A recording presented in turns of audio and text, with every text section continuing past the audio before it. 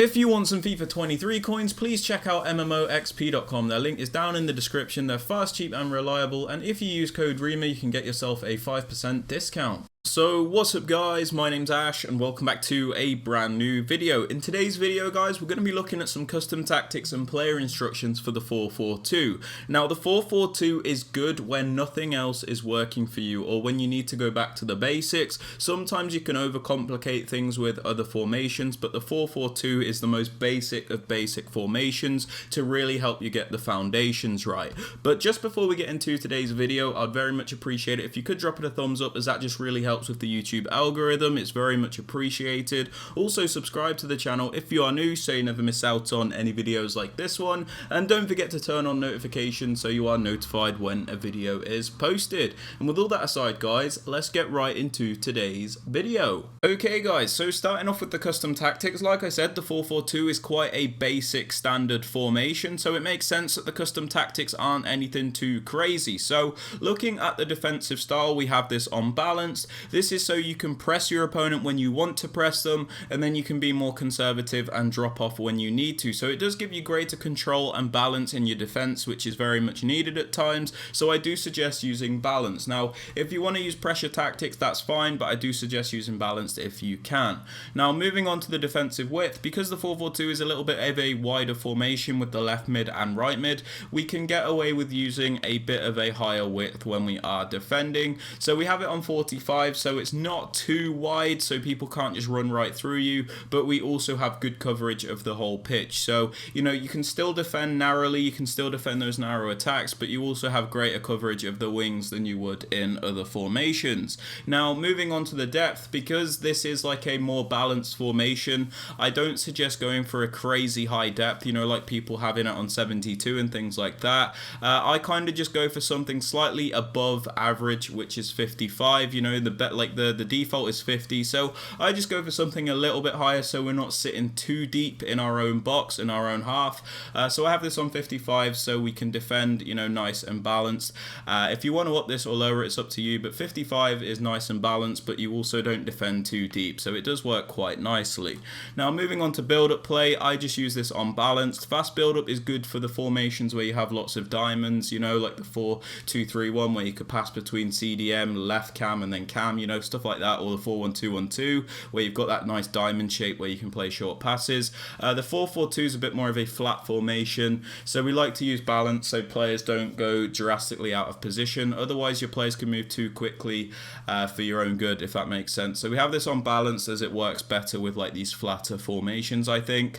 Moving on to chance creation, as always, direct passing. It's the only one where your attackers will move in a dynamic motion to penetrate the defensive line. If you look at the diagram in the bottom right hand corner of the screen, you can see your white dots, which are your attackers. They're constantly moving around to break through that defensive line to help you create chances. If you look at something like balance, that does not happen. You can see they're very static and they don't bother the defenders all that much, so I do very much suggest using direct passing. Now moving on to attacking width, with more narrow formations like the 4-1-2-1-2, I have my width on like 35-37, but because like I said the 4-4-2 is a bit of a wider formation, it makes sense that we want to utilize that width and actually have a higher attacking width. So we just have this on 48, it's just below 50.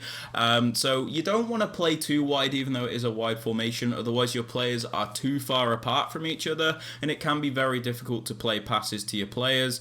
So I just go for like 48 as it's just a bit below 50 and it makes your team just a little bit more compact, a bit closer together, so it is easier to play those balls as well as it being a wide formation. So it does work quite well. If you want to up this or lower, it's completely up to you, but I've just gone for 48 because it seems to work quite well with this formation.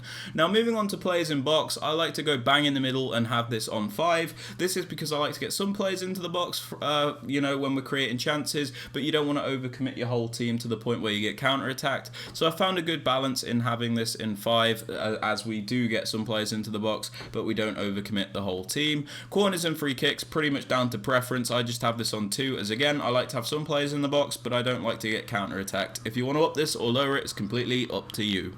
Now, moving on to the players you want to use, guys, in the striker positions, because it is a two-striker formation, you do have a bit more of a variety of what you can choose. I always say when you've got a one-striker formation, you have to compensate for the fact that there is only one striker, but because this is a two-striker formation, you can go for like different types of players in each striker position. So what I like to do is have one more of a clinical finisher in Robbie Keane. This is a player with like a 5-star weak foot, very good shooting stats, you know, somebody that is really going to finish those chances. And then on the left hand side, I go for a more technical player in Di Maria, someone with 5-star skills, someone that can offer something a bit different in the striker position to really give us that balance. You know, when you're in a one striker formation, you really need a player that can do a bit of everything, but in a two striker formation, you can go for a bit of a balance between two players, so it does work very nicely.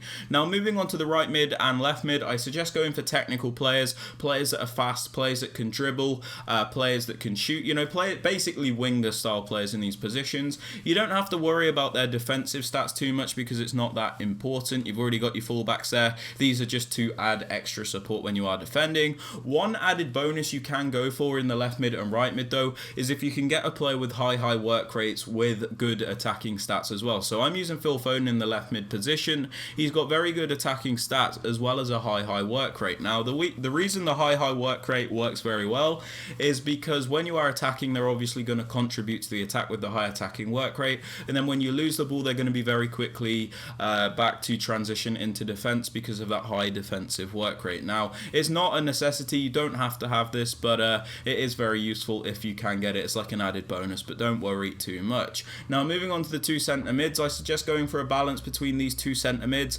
On the left hand side, I use a more defensive player in Patrick Vieira. You want to use somebody with like very good defensive stats, somebody that's going to stay back and really help you defend. So Patrick Vieira is perfect. The best work rate you can use for this position is like a medium high, but a high or a medium is absolutely fine. Just make sure you've got a player that has very good defensive stats in one of the centre mid positions.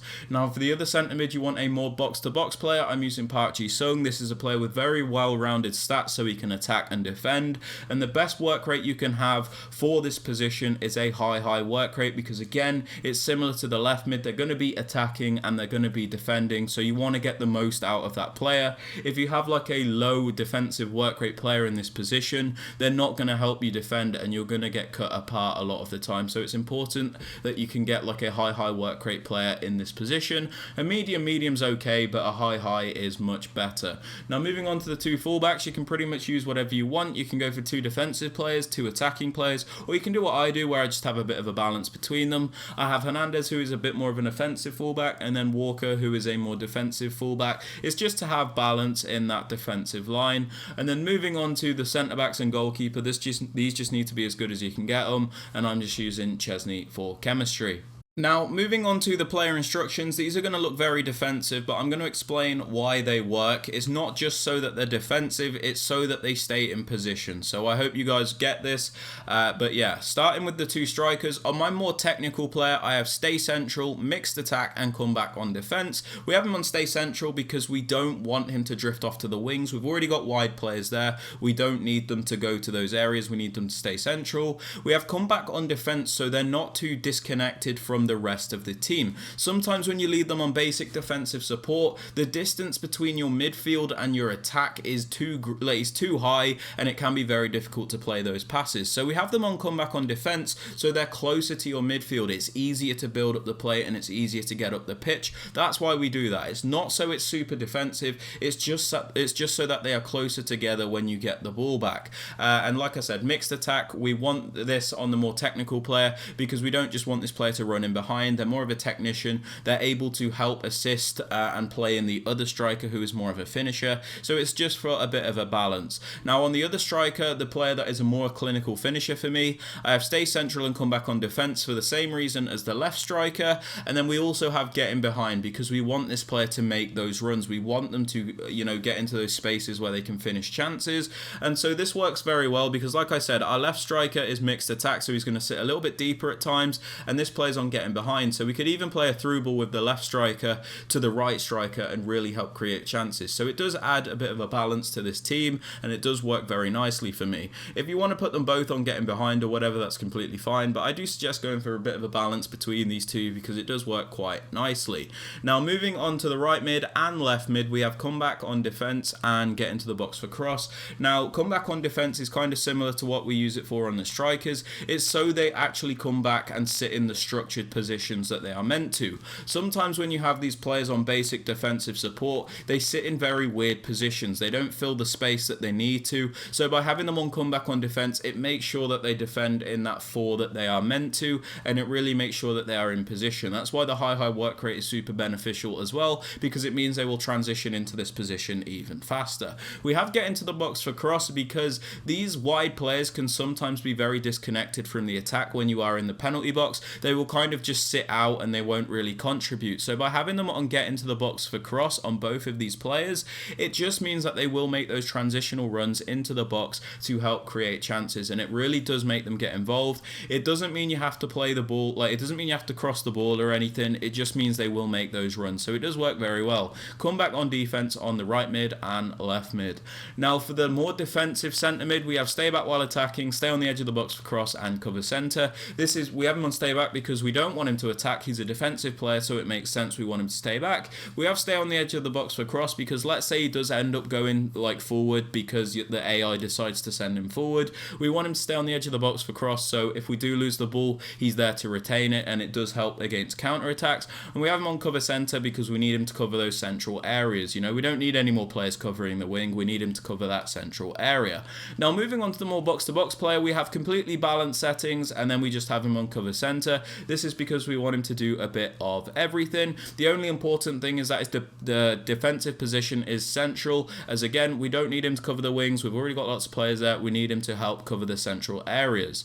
Now moving on to both fullbacks, I just have these on stay back while attacking because we don't need any extra width because we've already got a left mid and right mid. So this really just helps with defensive support. By having them on both stay back while attacking, it just means you're going to concede way less goals, and it's going to make it harder for your opponent to attack. But yeah, they are the custom tactics and player instructions for the 4-4-2. If you have enjoyed or found this useful, I'd very much appreciate it if you could drop it a thumbs up. Subscribe to the channel if you are new so you never miss out on any videos like this one, and don't forget to turn on notifications so you are notified when a video is posted. And with all that aside, guys, I hope you have a fantastic rest of your day, and I will catch you all later. Peace.